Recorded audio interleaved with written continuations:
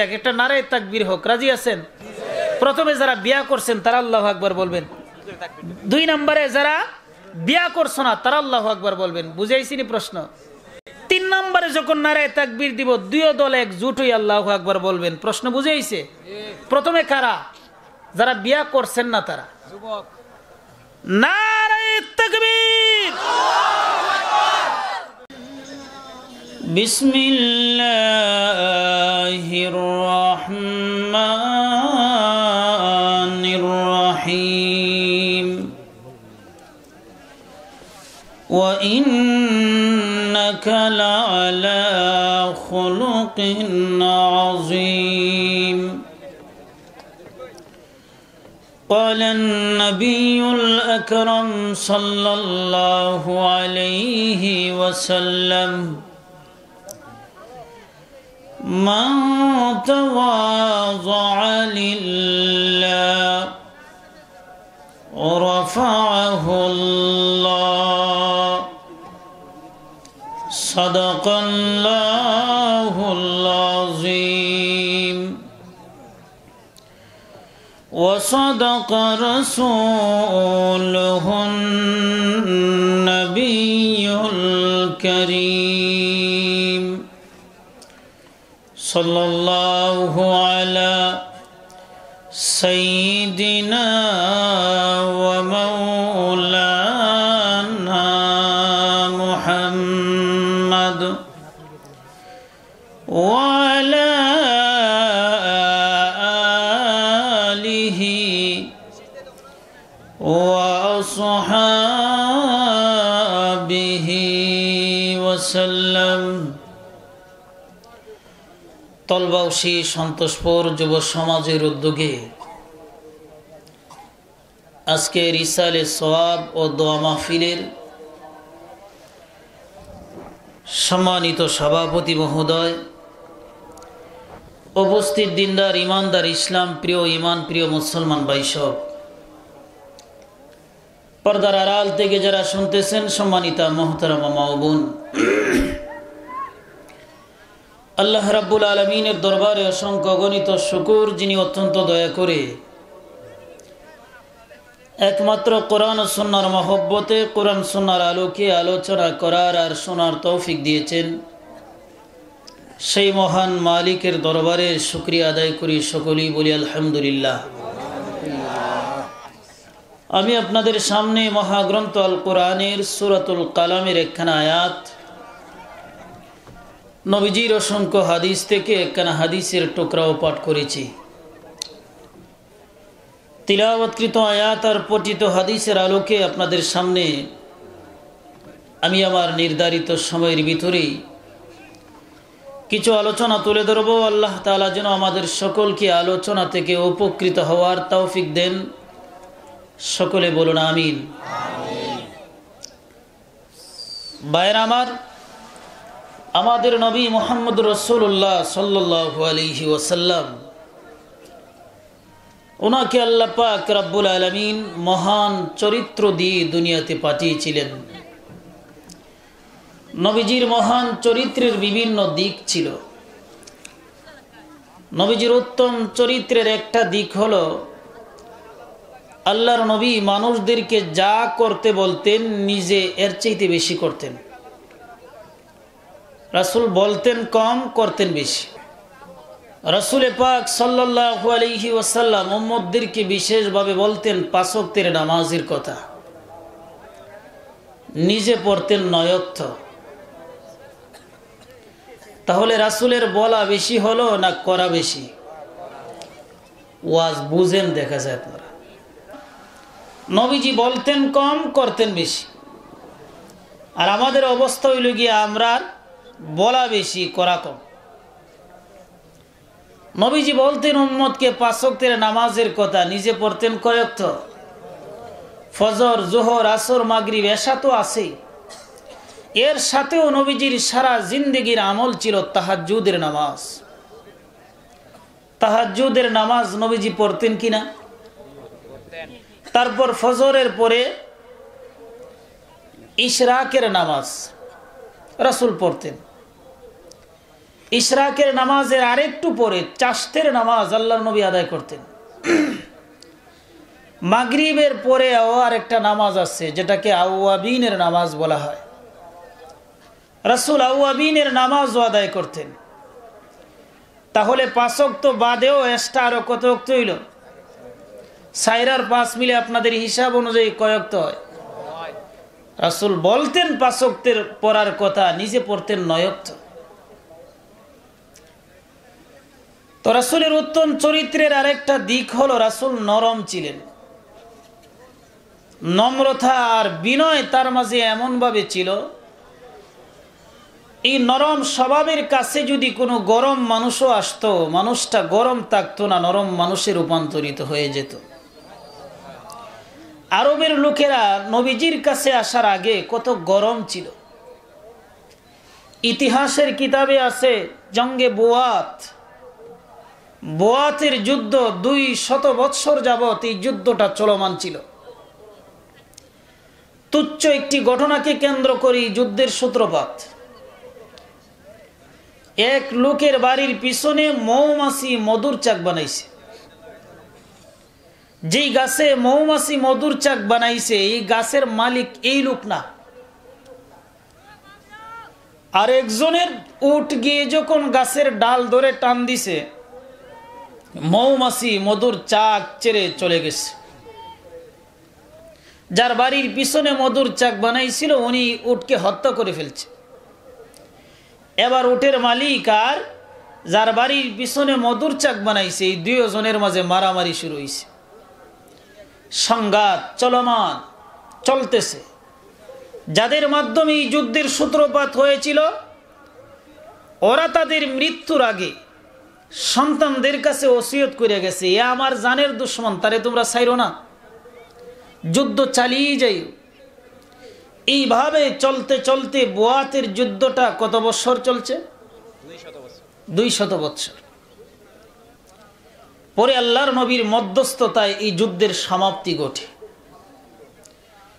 যে লোকগুলা নবীজির কাছে আসার আগে চুল পরিমাণ সার একজন আরেকজনকে দিত না, কিন্তু নবীজির উত্তম চরিত্রের প্রভাবে যখন তারা প্রভান্বিত হলো, নবীজির সংস্পর্শে যখন আসলো, তখন তারা নিজের জীবনের উপরে আরেকজনের জীবনকে প্রাধান্য দিছে। ইয়ারমুখের যুদ্ধ অনেক মুসলমান শাহাদাত বরণ করছেন, অনেকে আহত হয়েছেন, বেঈমান কাফের অনেকে মারা গেছে। এই যুদ্ধের ইতিহাস বড় লম্বা, সেদিকে যাব না। তবে যেই জিনিসটা আমি আপনাদের সামনে তুলে ধরতে চাই, যেই সব মুসলমান শাহাদত বরণ করলেন এদের দাফন কাফনের কাজ চলতেছে। হঠাৎ মাঠের এক কোণা থেকে একটা আওয়াজ আসলো, কলিজা ফেটে যাচ্ছে, 1 গ্লাস পানি। পানি বলে যখন চিৎকার দিলেন, একজন সাহাবী গ্লাসে করে পানি নিয়ে এই লোকের কাছে গেলেন। ওনার টুটের কাছে গ্লাস নেওয়ার পরে শুনতে পাইলেন 2 নম্বরে আরো একজনে পানি পানি বলে আওয়াজ দিচ্ছে। প্রথম জন আর পানি পান করেন নাই, বলতে লাগলেন আমার পিপাসার চাইতে আমার ভাইয়ের পিপাসা বেশি, তাকে আগে পানি পান করাও, তারপরে আমি পানি পান করব। নিজেও পানি পান না করে দ্বিতীয় অপর ভাইকে দিয়ে দিলেন। দ্বিতীয় জনের কাছে পানির গ্লাস নিয়ে যাওয়া হলো। দ্বিতীয় জন যখন পানি পান করবেন, শোনেন 3 নম্বরে আরো একজনে আওয়াজ দিছে পানি বলে। দ্বিতীয় জন আর পানি পান করেন নাই, পাঠিয়ে দিলেন 3 নম্বর জনের কাছে। 3 নম্বর যখন পানি পান করবেন, তখন শুনতে পাইলেন 4 নম্বরে আরো একজনে পানি বলে আওয়াজ দিছে। তৃতীয় জন আর পানি পান করেন নাই, পাঠিয়ে দিলেন 4র্থ জনের কাছে। 4র্থ জন যখন পানি পান করবেন, শুনলেন 5ম নম্বরে আরো একজনে পানি বলে চিৎকার দিছে। 4র্থ জন আর পানি পান করেন নাই, 5ম জনের কাছে পাঠিয়ে দিলেন। 5ম জনের কাছে পানির গ্লাস নিয়ে যাওয়ার পরে দেখা গেল 5ম জন পানি পান না করেই দুনিয়া থেকে বিদায় হয়ে গেছে। পানির গ্লাস নিয়ে আসা হলো 4র্থ জনের কাছে। 4র্থ জন পানি পান না করেই দুনিয়া থেকে বিদায়। 3য় জনের কাছে আসা হলো। তৃতীয় জনও পানি পান না করেই দুনিয়া থেকে বিদায় হয়ে গেলেন। দ্বিতীয় জনের কাছে আসা হলো, দ্বিতীয় জনও পানি পান না করেই দুনিয়া থেকে বিদায় হয়ে গেলেন। প্রথম জনের কাছে আসার পরে দেখা গেল প্রথম জন আর দুনিয়াতে নাই, পানি পান না করে বিদায় হয়ে গেছেন।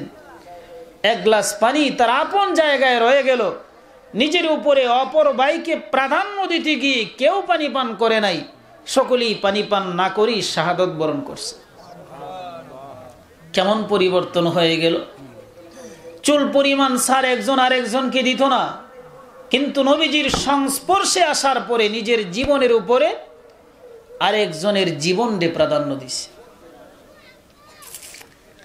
ভাইরা আমার, ইতিহাসে বড় দুইজন মুহাদ্দিস ছিলেন, দুজনের নাম ইব্রাহিম। একজন ইব্রাহিম তাইমি আর একজনের নাম ইব্রাহিম নাখি। মূল নাম দুজনেরই এক, ইব্রাহিম বলে। হাজ্জাজ ইবনে ইউসুফ জালেম শাসক, গ্রেফতারি পরোয়ানা জারি করে দিল ইব্রাহিম নাখির উপর। ওনাকে যেখানেই পাওয়া হবে গ্রেফতার করা হবে। বড় একজন মুহাদ্দিস, কারণ জালেম ছাড়া তো আলেমরে গ্রেফতার করতে পারে না, ঠিক কিনা? কথা শুনে আপনারা? আমরার দেশে একটা কথা চালু আছে, মুজিব মারছে ডালিমে আর আলেম মারে জালিমে। কি দেখুন, আপনারা শুনছেন না এই কথা? দিরাইন নাজিমউদ্দিন সাহেব রাহমাতুল্লাহি আলাইহি উনি প্রায়ই কথাটা বলতেন, মুজিব মারছে ডালিমে আর আলেম মারে জালিমে। হাজ্জাজ ইবনে ইউসুফ জালেম শাসক, নবীর সাহাবী আব্দুল্লাহ ইবনে জুবায়ের মারছে। এই জালেম গ্রেফতারি পরোয়ানা জারি করে দিল ইব্রাহিম নাখির উপর।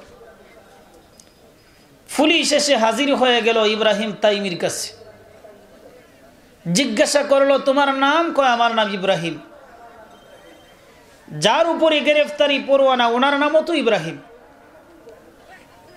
পুলিশ মনে করছে উনি সেই ইব্রাহিম, ওনারে গ্রেফতার করছে। ইব্রাহিম তাইমি উনিও জানেন গ্রেফতারি পরোয়ানা আমার উপরে না, গ্রেফতারি পরোয়ানা হলো ইব্রাহিম নাখির উপর। কিন্তু এই কথা বললেন না, আমি সেই ইব্রাহিম না যে ইব্রাহিমের উপর গ্রেফতারি পরোয়ানা। কেন বলেন নাই? ওনার মনের মাঝে এই কথা যে আমি ইব্রাহিম জেলে গেলেই কি আর বাহিরে থাকলেই কি, আমার বিনিময়ে যদি ইব্রাহিম নাখির মতন আলিম বাহিরে থাকে তাহলে তার মাধ্যমে দ্বীনের ফায়দা বেশি হবে। উনি বড় আলেম, অথচ ইব্রাহিম তাইমিও ছোট আলেম না, উনিও বড় আলেম।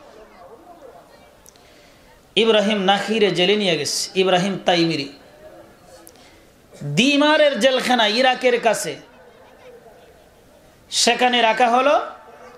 দীর্ঘদিন পরে ওনার আম্মা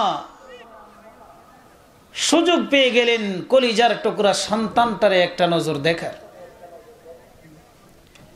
ইব্রাহিম তাইমির আম্মা সন্তানের দিকে তাকায় সন্তানটারে চিনতে পারেন না, শুকায় গেছে। ইব্রাহিম তাইমি চিনতে পারলেন, মা আর ছেলের পরিচয় হলো, কথাবার্তা হলো। মাও এই কথা জানেন আমার ছেলের উপরে গ্রেফতারি পরোয়ানা নয়, গ্রেফতারি পরোয়ানা হলো ইব্রাহিম তাইমির নাখির উপর। উনিও বললেন না এই কথা, কারণ হলো উনার মনের মাঝে এই কথা যে আমার ছেলে ইব্রাহিম তাইমি বাঁচলেই কি আর মরলেই কি, আমার ছেলের বিনিময়ে যদি ইব্রাহিম নাখি কিছুদিন দুনিয়াতে বেঁচে থাকে তার মাধ্যমে দ্বীনের ফায়দা বেশি হবে। নিজের উপরে আরেকজনকে প্রাধান্য দিত, নিজেকে ছোট মনে করত, অপরকে বড় মনে করত। তাদের মধ্যে বিনয় আর নম্রতা এমন ভাবে ছিল। ভাইরা আমার, বিনয় আর নম্রতা এমন একটি গুণ, নম্রতা দিয়ে যা করা যায় গরম হয়ে তা করা যায় না। তাতারি ফিতনা, পৃথিবীর পূর্ব প্রান্ত থেকে চেঙ্গিস খানের বাহিনী বের হলো। তাদের টার্গেট হলো এই পৃথিবীতে ইসলামের নাম নিশানাও রাখা যাবে না। দেশের পর দেশ তারা দখলে নিয়ে চলল। ইসলামের রাজধানী বাগদাদ তারা দখল করে নিল। কত সংগঠন তাদেরকে রুখতে ব্যর্থ হলো। পরিশেষে আল্লাহর এক ওলি, নাম তার জামাল উদ্দিন ইরানি। কি নাম? ওনার এক বিনয় আর নম্রতার কারণে তাতারি ফিতনা সমূলে ধ্বংস হয়ে গেছে। কি সেই বিনয়? ঐতিহাসিকগণ লেখেন, জামাল উদ্দিন ইরানি 4-5 জন সাথী নিয়ে তাতারি যুবরাজ বাদশার ছেলে তুগলক তুমুর তার হাতে বন্দী হয়ে গেছে। অপরাধ নিষিদ্ধ এলাকায় উনি ঢুকছেন, সংরক্ষিত এলাকায় ঢুকছে। ঢোকার পরে পরিচয় হলো যে উনি মুসলমান, ওনার বাড়ি ইরান। তুগলক তুমুর জামাল উদ্দিন ইরানির জিগায়, জামাল উদ্দিন, তোমরা ইরানের মুসলমান দামি না আমার দেশের কুকুর দামি? আপনারা কি বলেন, মুসলমান দামি না কুকুর দামি? আমরাও যদি কেউ এমন প্রশ্ন করে, ভারতের নরেন্দ্র মোদীও যদি জিগায়, বাঙালি, তোরার দেশের মুসলমান দামি না আমার দেশের কুত্তা দামি, কি কন? জান তাক আর যাক, জবাবটা তো সঠিকভাবেই দিবেন, ঠিক কিনা? জামাল উদ্দিন ইরানি রহমতুল্লাহি আলাইহি নীরব বিনয়ের সাথে জবাব দিলেন, রে তুগলক তুমুর,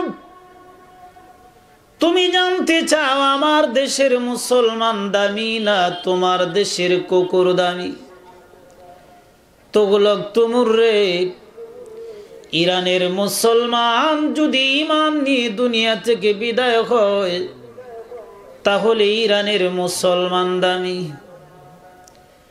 আর যদি মরার সময় ঈমান নিয়ে বিদায় না হতে পারে তাহলে তোমার দেশের কুকুর দামি। উত্তরটা সঠিক দিছেন না? ঠিক। নরম না গরম? নরম, নরম। যথার্থ তিনি জবাব দিলেন। ভাইরা আমার, জুনায়েদ বাগদাদি রহমতুল্লাহি আলাইহি নামে তো কমের পক্ষে ওনারে চিনেন সকলেই। জুনায়েদ বাগদাদির নাম শুনছেন না? উনি একদিন গ্রামের বাজারে হাঁটতেছেন, এক মহিলা নাশপাতি বিক্রি করে জুনায়েদ বাগদাদির জিগায়, ও জুনাইদ, তোমার মুখে দেখা যায় কিছু দাঁড়িয়ে আছে। জুনাইদ রে, আমার বাড়িতে একটা ছাগল আছে, ছাগলের মুখেও কিছু দাঁড়িয়ে আছে। রে জুনাইদ, জবাব দে, তোর মুখের দাড়ি দামি না আমার ছাগলের দাড়ি দামি? জুনায়েদ বাগদাদি রাগ করলেন না, কোনো জবাবও দিলেন না। ভক্ত মুরিদ যারা ছিল তাদেরকেও এই সংবাদটা জানালেন না। যদি জানাইতেন এই বুড়ির দোকান থাকতো কোথায়? ওনার মুরিদের সংখ্যা মনে হয় কম আছিল, লক্ষ লক্ষ মুরিদ ছিল ওনার। ভাইরা আমার, জুনায়েদ বাগদাদি কোনো জবাব দেন নাই, বাড়িতে চলে গেলেন। এশার নামাজ আদায় করে তিনি ঘুমালেন। তাহাজ্জুদের সময়ে জাগ্রত হয়ে তাহাজ্জুদের নামাজ আদায় করে 2টা হাত জুনায়েদ বাগদাদি তুলে দিলেন মালিকের আদালতে। প্রভু, এক মহিলা জানতে চান তার ছাগলের দাড়ি দামি না আমি জুনায়েদের মুখের দাড়ি দামি? পারলাম না তার প্রশ্নের জবাবটা দিতে, কারণ এই জবাব আমার জানা নাই। আমি জানি না আমি জান্নাতি না জাহান্নামী। প্রভু, আমি যদি জাহান্নামী হই, ছাগলকে কিন্তু আল্লাহ জাহান্নাম দিবেন না। ছাগল বকরির জন্য জাহান্নাম আছে? এরা মাটি হয়ে যাবে, মাটি কোন তো রবা।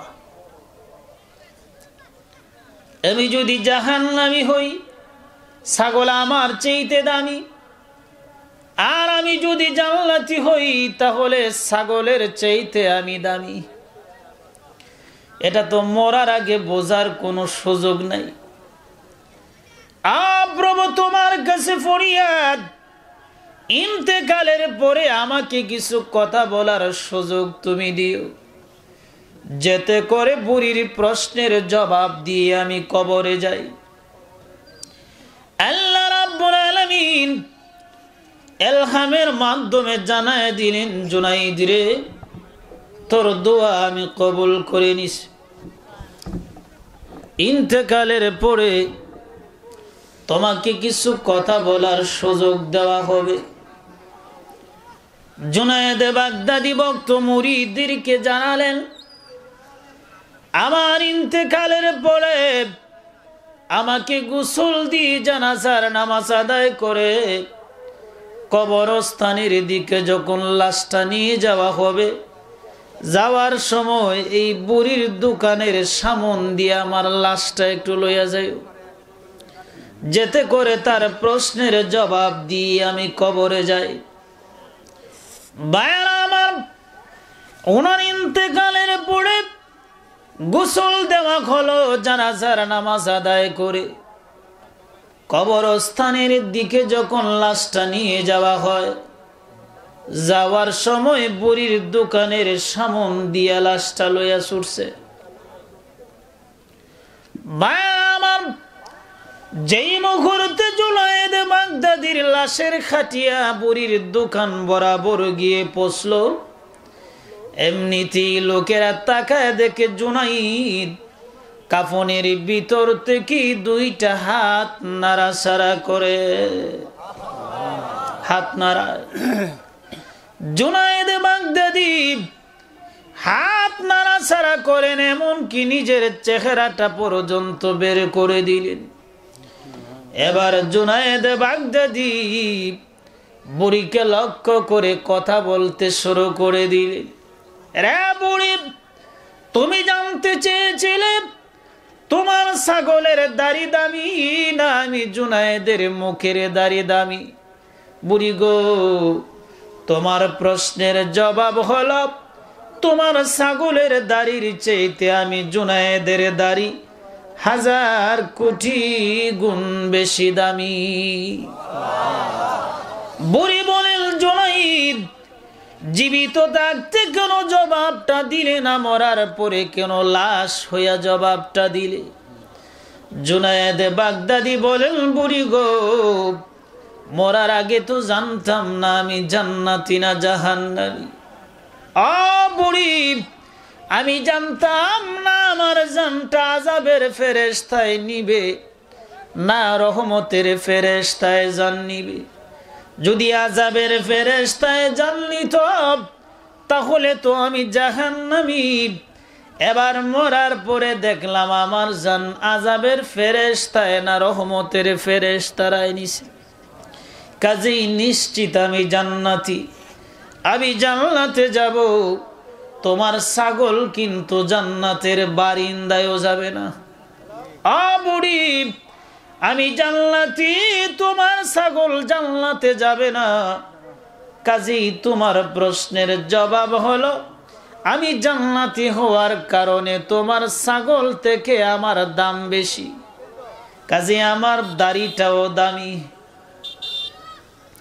জামাল উদ্দিন ইরানিও হুবহু এইভাবেই জবাব দিলেন, রে যুবরাজ তুগলক তুমুর, ইরানের মুসলমান যদি ঈমান নিয়ে দুনিয়া থেকে বিদায় হয় তাহলে ইরানের মুসলমান দামি, নতুবা তোমার দেশের কুকুর দামি। এবার বলুন দেখি ওনার জবাবটা সঠিক আসেনি?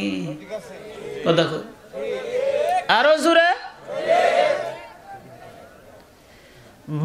আমার এবার তুগলক তুমুর জামাল উদ্দিন ইরানিকে বলেন, জামাল উদ্দিন, একই কথা আমারে শোনালে, ঈমান নিয়ে বিদায় হতে পারলে তোমরা দামি হও, ঈমান সাথে না নিতে পারলে তোমাদের দাম কমে যায়। ঈমান কি জিনিস আমারে একটু বোঝাও। জামাল উদ্দিন ইরানি সুযোগ পেয়ে গেলেন কিছু ওয়াজ আর নসিহত করার, ঈমান কারে কয় এটা বোঝানোর একটু সময় সুযোগ পাইছে। এই সুযোগে তিনি সংক্ষিপ্ত সময়ে তুলে ধরলেন ঈমান কারে কয়। ভাইরা আমার, আমরা যারা এখানে আছি আমরা সকলেই ঈমানদার কি ঈমানদার না? কথা কয়, আওয়াজে বোঝা যায় সন্দেহ আছে। সন্দেহ থাকাটাই স্বাভাবিক, কারণ ঈমানদার আমরা এমন জাতির ঈমানদার, যদি প্রশ্ন করা হয় নিজেকে নিজে যে আমার হাত পরিপূর্ণ মুসলমান কিনা, দেখা যাবে যে আমার হাত পরিপূর্ণ মুসলমান নয়। কারণ আমার যদি শক্তি একটু বেশি হয়, আরেকজনকে ধাক্কা দিতে আমার হাত একটুকু দেরি করে না। কথা কোন ঠিক কিনা? কেটে গিয়ে যদি কাজ করে, তাহলে আইল ঠেলা বাইরে আরেকজনের জমির মাঝে ঢুকাই দিতে গিয়েও আমার হাত বাধা দেয় না। কি দেখুন আপনারা, ফাও বাধা দেয়। চাইনিজ কাটা আমরা দেশও আছে, ওই যে খাসা বা আইলের কাছে দিয়ে কিছু মাটি সরায় না। কিছু কৃষক আছে এমন, এটি আবার জুনজুনে বুড়া যদি, এটি আবার খুব মারাত্মক। এমন ভাবে চাইনিজ কাটা মারে, যেতে করে এই সিস্টেমে কাটবো, এই আইল দিয়ে যদি ওই পার্শ্বের যে কৃষক মালিক আছে জমির, উনিও যদি হাইটটা যায়, আইল ভাঙ্গা তার ক্ষেতের মাঝে পড়ে। এমন কিছু সিস্টেমের কাটা আমরা দেশে দেয় কি দেয় না? কথা বলেন, আপনার দেশে মনে হয় না, আমরারই কেন আছে?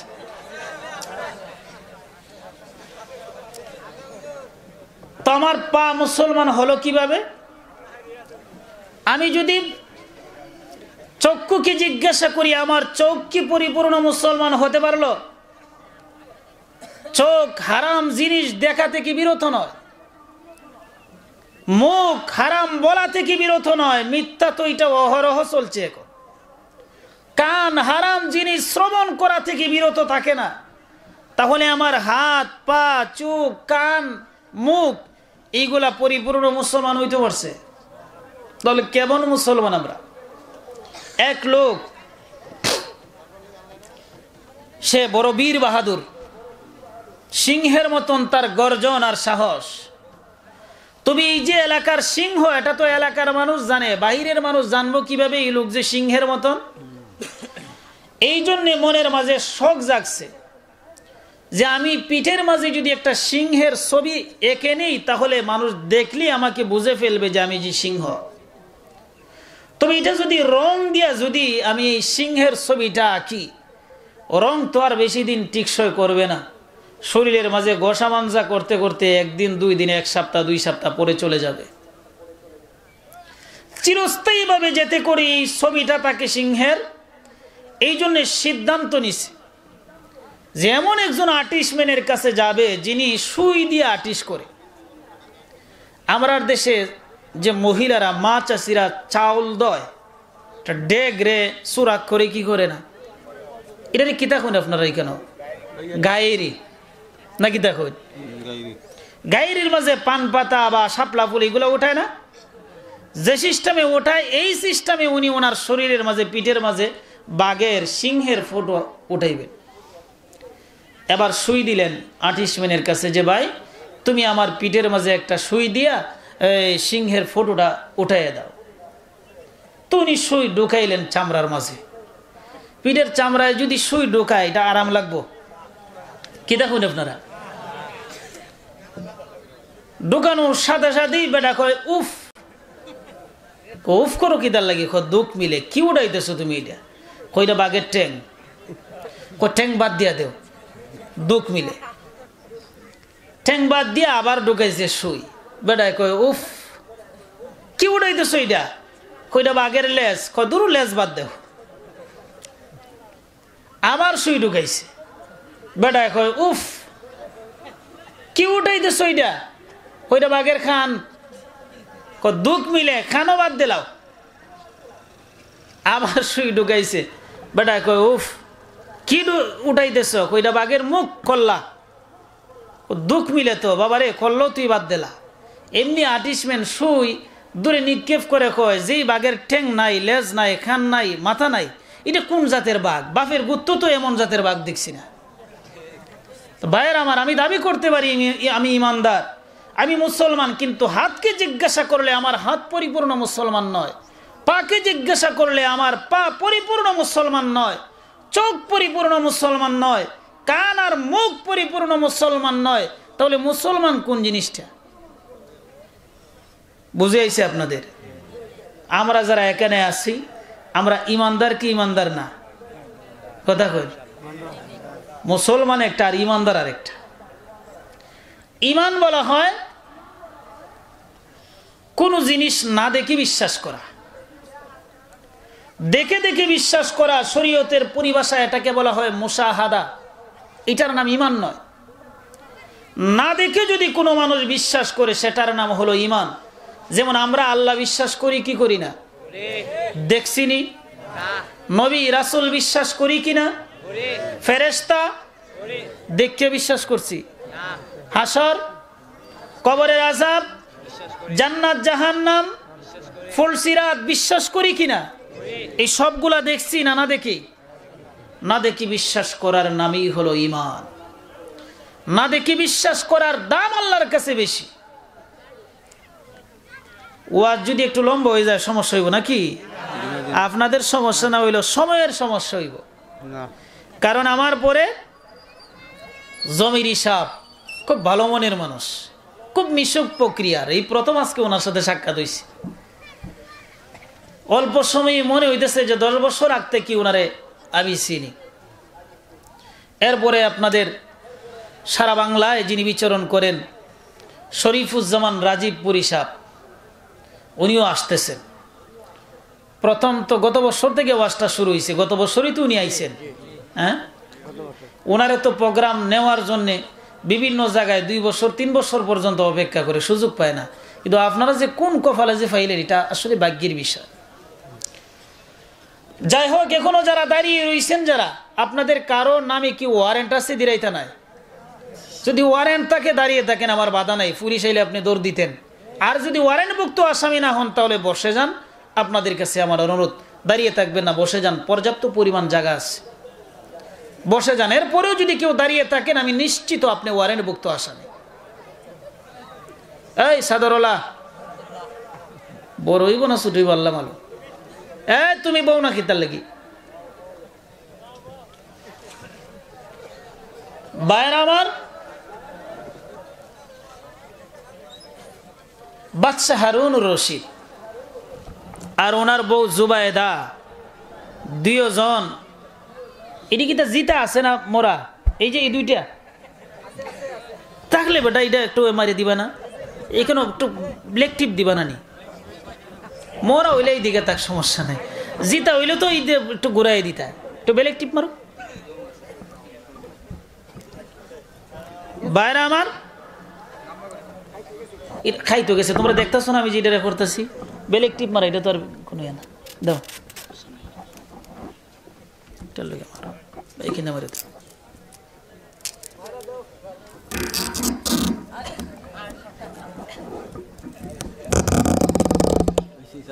এই ঠিক আছে, ওকে। তো বাদশাহ হারুনুর রশিদ আর জুবায়েদা জামাই বউ 2 জন কোন জায়গায় গেছে? সাগরের পারে বেড়াইতে গেছে। খুতবাতে জুলফিকারে লেখেন, হঠাৎ তাকায় দেখে নদীর পারে এক পাগল, নাম তার বাহলুল দানা রহমতুল্লাহি আলাইহি। উনি দোলাবালু দিয়ে মাটির ঘর বানাইতেছে। হারুনুর রশিদ জিজ্ঞাসা করলেন, বাহলুল কি করো? মাটির ঘর বানাই। কেন? টাকা দিয়ে বিক্রয় করব।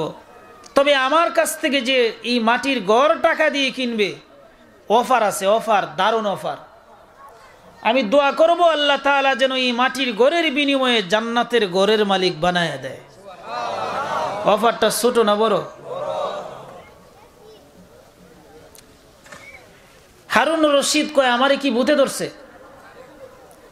টাকা দিয়ে মাটির ঘর কিনতাম আর এটার বিনিময়ে জান্নাতের ঘর ফাইলিম। মহিলাদের মন কিন্তু একটু নরম হয়, সহজে যে কোনো কথা বিশ্বাস করিলায়, ঠিক কিনা?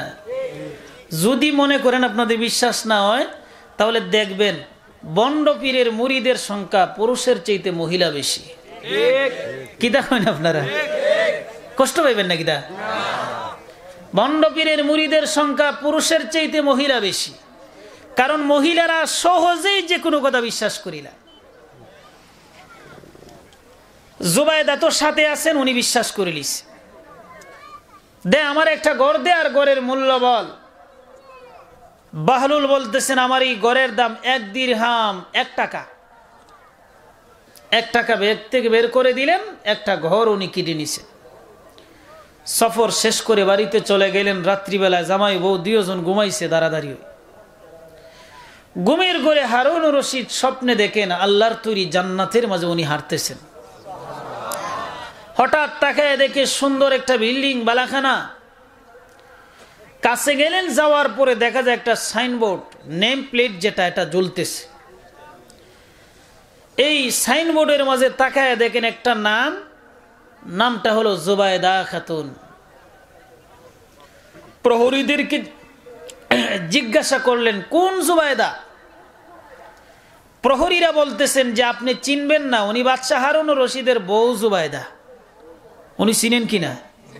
নিজেরই তো বউ, ফেরেশতারা ওনারে চিনে না।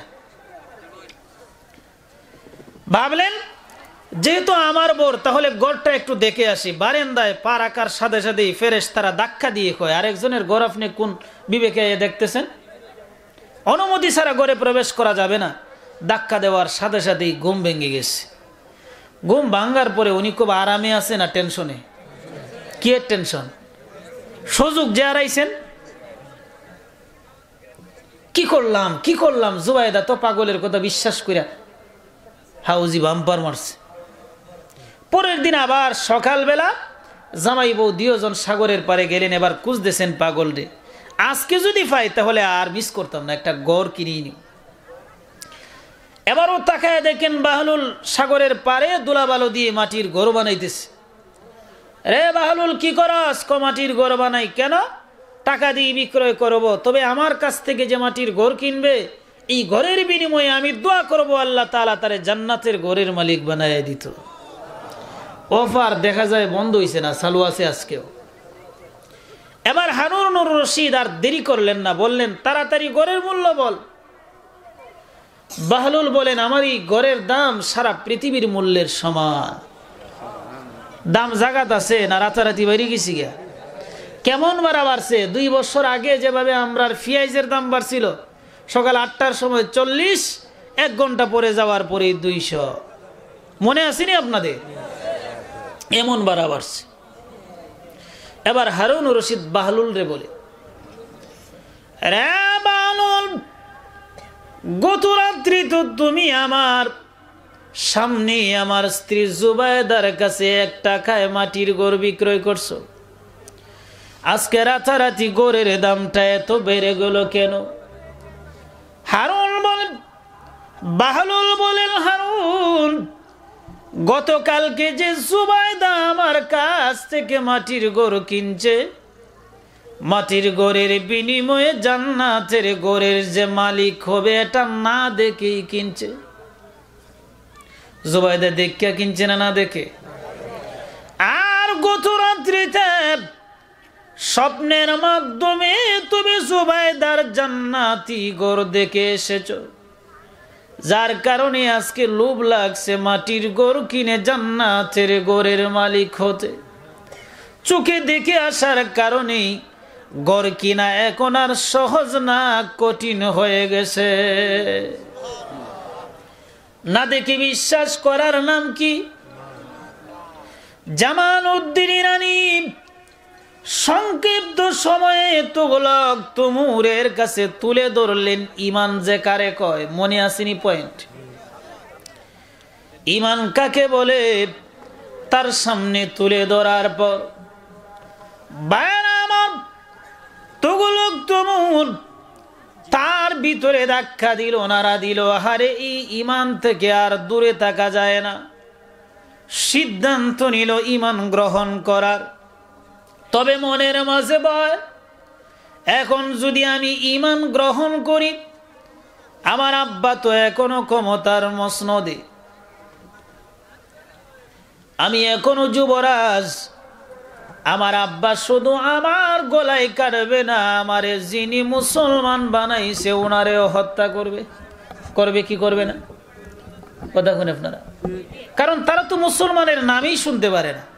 এবার যখন নিজের ঘরের নিজের ছেলেই মুসলমান হয়ে যাবে, ওনার মাথা গরম থাকবো না ঠান্ডা? দুজন কি মারবে?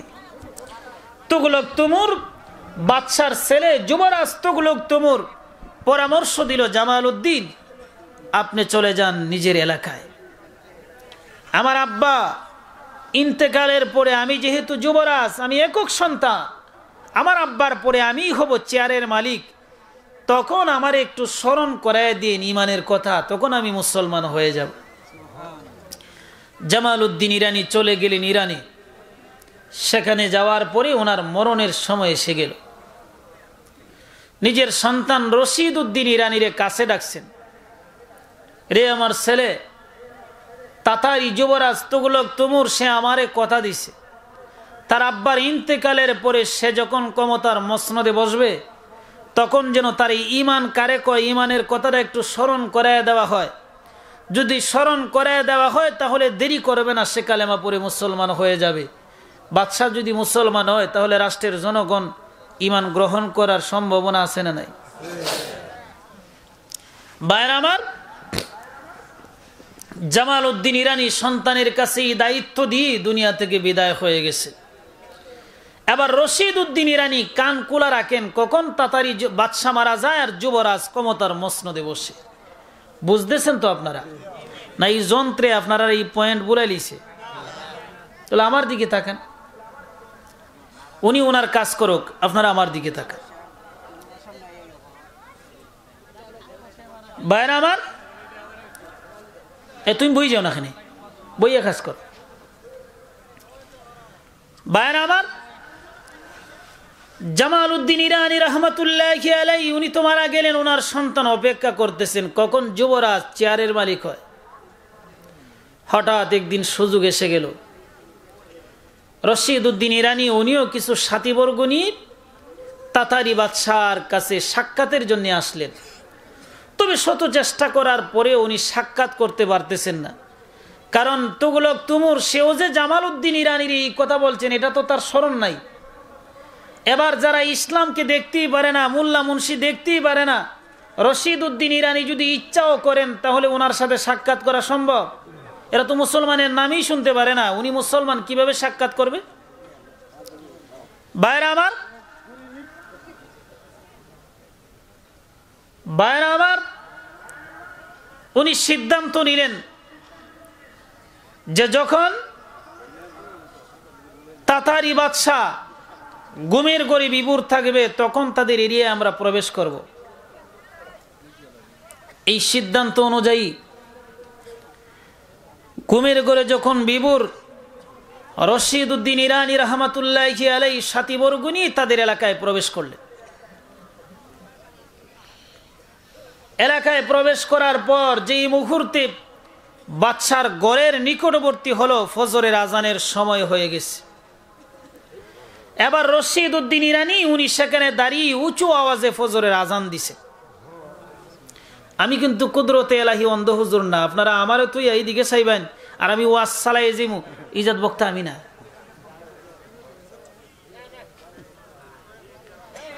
ভাইরা আমার, রশিদ উদ্দিন ইরানি রহমতুল্লাহি আলাইহি এই তাতারি বাদশার ঘরের কাছে দাঁড়িয়ে ফজরের আজান দিছে। এবার যারা ইসলামের নাম নেশানা শুনতে পারে না, মুসলমান দেখলেই শরীরের মাঝে চুলকানি শুরু হয়, এরার কাছে তো মনে হয় আজানের আওয়াজটা মধুরই লাগবে। কথা শুনে আপনারা? না তীরের আঘাত? আর যারা ইমানদার তাদের কাছে আজানের আওয়াজ মধুর। বেঈমান নাস্তিক মুরতাদ এরা আজানের আওয়াজ তাদের কাছে মধুর নয়, এরা সহ্য করতে পারে না। অথচ এই আজানের মাঝে কত প্রভাব আল্লাহ তাআলা রাখছে। নবীজি মক্কাতুল মুকাররমা যখন বিজয় করে নিলেন, হযরত বেলালকে নির্দেশ দিলেন, বেলাল তুমি কাবার ছাদের উপরে উঠো, সেখানে উঠে তুমি আজান দাও। বেলাল কাবার ছাদের উপরে উঠে চতুর্দিক ঘুরায় ঘুরায় উনি আজান দিতেছেন, কারণ চতুর্দিকেই তো ওনার জন্য কাবা। আল্লাহর নবী হাতের মাঝে লাঠি নিয়ে মক্কার অলিগলিতে হাঁটতেছেন। হঠাৎ তাকায় দেখেন 12-13 বৎসরের বাচ্চা আশরাফ আলী তানুই রহমাতুল্লাহি আলাইহি লেখেন, তার নাম হলো আবু মাহজুরা। হযরত বেলালের আজানরে বিগড়াইতেছে, ব্যঙ্গ করতেছে। নবীজি আরেকটা দিক লক্ষ্য করলেন জিনিস, নবীজির নাম যখন আজানের মধ্যে আসলো, আশহাদু আন্না মুহাম্মাদুর রাসূলুল্লাহ, আজানে আছে না নাই? এই নামটা আসার সাথে সাথেই কাফেরের বাচ্চা আবু মাহজুরা আওয়াজটারে নিচু করে নেয়। আজান শেষ করলো, বেলালের আজানরে ব্যঙ্গ করলো, বিগড়াইল। নবীজি বললেন, আবু মাহজুরা আবার আজান দাও। আবার আজান দেয়। নবীজির নাম আসার পরে আওয়াজ নিচু। রাসূল বলেন, আবার আজান দাও। আবু মাহজুরা আবার আজান দিছে। নবীজির নাম আসলে আওয়াজটা নিচু হয়ে যায়। রাসূল আরেকটু ধমকির সুরে বললেন, আবার আজান দাও। আমার নাম কেন তুমি নিচু করো? উঁচু আওয়াজে বলো। আবু মাহজুরা নবীজির এই ধমকি শুনে উঁচু আওয়াজেই নবীর নামটা উচ্চারণ করে আজানটা শেষ করছে। শেষ করে আল্লাহর নবীর কাছে বলে, ইয়া রাসূলুল্লাহ, ইয়া হাবিবাল্লাহ, না জেনে না বুঝে বেলালের আজান রে আমি ব্যঙ্গ করছি, কিন্তু এই আজানের মাঝে আল্লাহ এত মজার এত স্বাদ রাখছেন, এত মজার এত স্বাদ আজান আর আপনার নামের মাঝে কোনোদিন আমি কল্পনাও করিনি। আজকে আপনার নির্দেশে আমি আজান দিয়ে বুঝলাম কত মধুর। ওগো নবীজি, আমি আবু মাহজুরা আর দেরি করতে চাই না, আমারে মুসলমান বানায় দেন। আবু মাহজুরা নিজের কণ্ঠে আজান দিয়ে মুসলমান হয়ে গেলেন। আল্লাহর নবীর মনটা আনন্দে ভরে গেছে। রে আবু মাহজুরা, তুই আমার বেলালের আজান রে ব্যঙ্গ করলে, তোকে দিয়ে আমি আজান দেওয়ালাম। আজানটা শেষ করি তুই মুসলমান হয়ে গেলে, আমি নবীর মনটা আনন্দে ভরে গেছে। কি তোরে পুরস্কার দেই? আবু মাহজুরা, আমি বিশ্ব নবী ঘোষণা দিলাম, আজ থেকে তুমি বাইতুল্লাহর মুয়াজ্জিন। কোন জায়গার মুয়াজ্জিন হইছে? যে বাইতুল্লাহ একবার আজান দিলে 1 রাকাত নামাজ যদি কেউ পড়ে, কয় রাকাতের সওয়াব? 1 লক্ষ। এই বাইতুল্লাহ যদি একবার আজান দেয়, তাহলে কত আজানের সওয়াব? 1 লক্ষ আজানের সওয়াব। আবু মাহজুরা আশ্চর্যান্বিত হয়ে গেলাম। ওগো নবীজি, আমার তো বিশ্বাসই হচ্ছে না যে আমার এত বড় দায়িত্ব আপনি দিয়া দিলেন। মনে হয় আমারে নিয়ে আপনি মজাক করতেছেন। আমি সবে মাত্র মুসলমান হলাম। কত পুরাতন মুসলমান আপনার কাছে আছে। দ্বিতীয় নম্বরে আমার বয়স কম, বয়সার লোকও আপনার কাছে আছে। এদের কি দায়িত্ব না দি আমাকে এত বড় দায়িত্ব দিয়ে দিলেন, বিষয়টা আমার কাছে বড় অবিশ্বাস্য মনে হচ্ছে। আল্লাহর নবী বলেন, আবু মাহজুরা রে, না অবিশ্বাস্য হইস না রে আবু মাহজুরা, শুধু তুই বাইতুল্লাহর মুয়াজ্জিন না, তোর ইন্তেকালের পরে তোর সন্তানরাও হবে বাইতুল্লাহর মুয়াজ্জিন। বাড়ছে না কমছে না? আরো আশ্চর্যান্বিত হয়ে গেল। ওগো নবীজি, আমি বাইতুল্লাহর মুয়াজ্জিন হয়ে গেলাম, আমার পরে আমার সন্তান। বিষয়টা মোটেও আমার বিশ্বাস হচ্ছে না, অবিশ্বাস্য মনে হচ্ছে। আল্লাহর নবী বলেন, রে আবু মাহজুরা, শুধু তুই আর তোর সন্তানরাই বাইতুল্লাহর মুয়াজ্জিন না, তোর সন্তানদের পরে তোর নাতি পতিরাও হবে বাইতুল্লাহর মুয়াজ্জিন। আরো আশ্চর্যান্বিত হয়ে গেল, ওগো নবীজি, আমি বাইতুল্লাহর মুয়াজ্জিন হয়ে গেলাম, আমার পরে আমার সন্তান, তারপরে নাতিপতি। আমার কাছে বিষয়টা তো বড় অবিশ্বাস্য মনে হচ্ছে। আল্লাহর নবী বলেন, রে আবু মানসুর, না শুধু তুই আর তোর সন্তান আর তোর নাতিপতিরাই বাইতুল্লাহর মুয়াজ্জিন না, কিয়ামত পর্যন্ত আমি নবীর ঘোষণা হলো তোর বংশ থেকেই হবে বাইতুল্লাহর মুয়াজ্জিন। তাহলে আজানের মাঝে মজার স্বাদ আছে না নাই? ইমানদারদের কাছে আজান বড় মধুর মনে হয়, আর ইসলামের দুশ্মন যারা তার কাছে মধুর মনে হয় না, তিতা। রশিদ উদ্দিন ইরানি বাদশাহ তুগলক তুমুরের বাড়ির কাছে গিয়ে যখন ফজরের আজান দেওয়া শুরু করলেন, আজানের আওয়াজে ঘুম ভেঙে গেছে বাদশার। ঘোষণা করে দিল, কে আমার ঘুম ভাঙালো তাকে তোমরা তাড়াতাড়ি গ্রেফতার করো। এবার রশিদ উদ্দিন ইরানি গ্রেফতার হয়ে গেছেন তাতারি বাদশার কাছে। ওনাকে হত্যা করা হবে কেন? আরামের ঘুম ভাঙালো। রশিদ উদ্দিন ইরানি বাদশাকে লক্ষ্য করে বলেন, বাদশাহ, আমাকে মারবেন, কোনো আপত্তি নাই, তবে একটু সময় চাই আমি আপনার কাছে, আমাকে একটু সুযোগ দেওয়া হোক। কি সময়? বাদশাকে রশিদ উদ্দিন ইরানি বলেন, রে যুবরাজ, এখন তো এই যুবরাজ বাদশা হয়ে গেছে তুগলক তুমুর, আপনার একটা আমানত আমার কাছে আছে, সে আমানতটা পৌঁছানোর মতন একটু সুযোগ আমাকে দাও। বাদশা বলতেছে, মোল্লা মানুষ, এদের নাম শুনতেই পারি না, তার কাছে আমার আবার কি আমানত? বলো দেখি কি আমানত আমার তোমার কাছে? রশিদ উদ্দিন ইরানি বলেন, সকলের সামনে বলা যাবে না, নীরবে নির্জনে একা কি বলতে হবে। নীরব জায়গায় নেওয়া হলো। এবার রশিদ উদ্দিন ইরানি নীরবে নির্জনে যাওয়ার পরে এই কথাটা স্মরণ করে দিলেন, রে বাদশাহ তুগলক তুমুর, আপনি তখন ছিলেন যুবরাজ, আপনার আব্বা ছিল বাদশাহ, আমার আব্বা জামাল উদ্দিন ইরানি তার কয়েকজন সাথী বর্গ নিয়ে আপনাদের নিষিদ্ধ এলাকায় প্রবেশ করার দায়ে আপনার হাতে বন্দী হয়। আপনি তখন আমার আব্বাকে জিজ্ঞাসা করেছিলেন, ইরানের মুসলমান দামি না তোমার দেশের কুকুর দামি? জিগাইছিলেননি? হা জিগাইছিলাম। স্মরণ আসেনি? ভালো করেই স্মরণ আছে।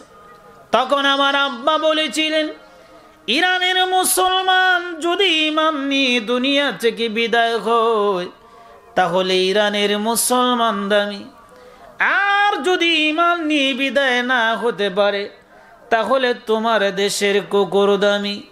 এমন কথা হইছিল নি? কয় হ্যাঁ হয়েছিল, এমন কথা স্মরণ আছে। এরপরে আপনি আমার আব্বাকে বলেছিলেন, রে জামাল উদ্দিন, যে ইমানের কারণে তোমরা দামি হও, ইমান কারে কয় আমার একটু বোঝাও। তখন আমার আব্বা আপনার অনুমতিতে সংক্ষিপ্ত সময়ের ভিতরে ইমান কারে কয় এটা তুলে ধরেছিলেন। তখন আপনি বলেছিলেন, রে জামাল উদ্দিন, আমার তো মন চাই মুহূর্তে কালেমা পড়ে মুসলমান হতে, তবে মনের মাঝে বই আমার আব্বা যদি সংবাদ পায়, জানতে পারে, আমার আব্বা আমাকেও মারবেন, সাথে আপনারেও হত্যা করবে। কাজী এখন এলাকায় চলে যাও। আমার আব্বার ইন্তেকালের পরে আমি যখন ক্ষমতার মসনদে বসব তখন আমারে স্মরণ করায় দিন। এমন কথা হইছিল নি? এই কথা বলে তো আমার আব্বাকে আপনি ইরানে পাঠিয়ে দিয়েছিলেন। রাত তুগলক তুমুর আমার আব্বা ইরানে যাওয়ার পরে অপেক্ষা করতে লাগলেন কখন আপনি বাদশাহ হন। কিন্তু এই দিন আসার আগে আমার আব্বা দুনিয়া থেকে বিদায় হয়ে গেলেন। আমার আব্বা ইন্তেকালের আগে এই আমানতটা আপনার কাছে পৌঁছানোর দায়িত্ব আমার কাঁধে দিয়ে গেছেন। যার কারণে আপনার আব্বার ইন্তেকালের পরে যখন আপনি ক্ষমতার মসনদে বসলেন, আমি আমার বাবার রেখে যাওয়া আমানত নিয়ে আপনার কাছে এসেছি। এবার হয়তো আমানত গ্রহণ করুন, নতুবা আমাকে হত্যা করুন। রশিদ উদ্দিনের রানী বাদশাহ তুগলক তৈমুরের কাছে যখন এই কথাটা তুলে ধরলেন, তুগলক তৈমুর আর দেরি করে নাই, সঙ্গে সঙ্গে কালেমা পড়ে মুসলমান হয়ে গেছে। যেই তাতারিরা এসেছিল দ্বীন ইসলামকে উৎখাত করার জন্যে, এই তাতারি বাদশাহ নিজেই মুসলমান হয়ে গেছে। এখন জনগণ এই পথে নাই, আর উপায় আছে? কথা একে একে মুসলমান হয়ে গেল। ঐতিহাসিকগণ লেখেন বাদশাহ আলমগীর, যিনি ফতোয়া আলমগীরি যার তত্ত্বাবধানে লেখা হয়েছে, এই বাদশাহ আলমগীর উনি নিজেও একজন তাতারি খানদানের মানুষ, যার পূর্বপুরুষরা এসেছিল দ্বীন ইসলামকে উৎখাত করতে। আল্লাহ রাব্বুল আলামিন জামালউদ্দিন ইরানির এক বিনয়ের জবাবের কারণে এই তাতারি ফিতনারে সমূলে ধ্বংস করে দিয়ে এদেরকে আল্লাহ তাআলা দ্বীনের খাদেম বানায়া দিছে। তাহলে বিনয় আর নম্রতার দাম আছে না নাই? আরো জোরে কর। আল্লাহর নবী বলেন, মান তাওয়াযা লিল্লাহ রাফাহুল্লাহ, কেউ যদি নিজেকে আল্লাহর জন্য ছোট মনে করে, নম্রতা আর বিনয় তার মাঝে তাকে, আল্লাহ রাব্বুল আলামিন তারে বড় বানায়া দেন। কথাই তো আছে, লোকে যাকে বড় বলে বড় সেই নয়, আপনাকে বড় বলে বড় সেই নয়, লোকে যাকে বড় বলে বড় সেই হয়। মান তাওয়াযা লিল্লাহ রাফাহুল্লাহ, কেউ যদি নিজেকে আল্লাহর জন্য ছোট মনে করে, আল্লাহ তাআলা তারে বড় বানায় দেয়। অহংকার, অহমিকা এটা এমন একটি জিনিস, হাদিসে পাকে আছে মানুষের মাথার মাঝে দুইটা সুতা আছে, রশি, একটা উপরে আরেকটা 7 জমিনের নিচে, আরেকটা 7 আসমানের উপরে। যখন তার ভিতরে অহংকার আসে, আল্লাহ পাক রব্বুল আলামিন এই 7 জমিনের নিচে যেই রশিটা গেছে এটারে ধরে টান দিয়ে তারে আরো ডোবাইয়ে দেয়। আর যদি বিনয় আর নম্রতা তার মধ্যে আসে, আল্লাহ তাআলা উপরে রশি দ্বারা টান দিয়ে তারে আরো উপরে নিয়ে যান। নম্রতা আর বিনয়, আল্লাহ তাআলা আমাদের সকলকেই যেন নম্র ভদ্র বানায় দেন। সকলে বলুন আমিন। আর মন থেকেই দোয়া করি এই তাফসিরে যেন আল্লাহ তাআলা কবুল করেন, এই সংগঠনটা যেন আল্লাহ তাআলা উজালা করে দেন। সকলে বলুন আমিন।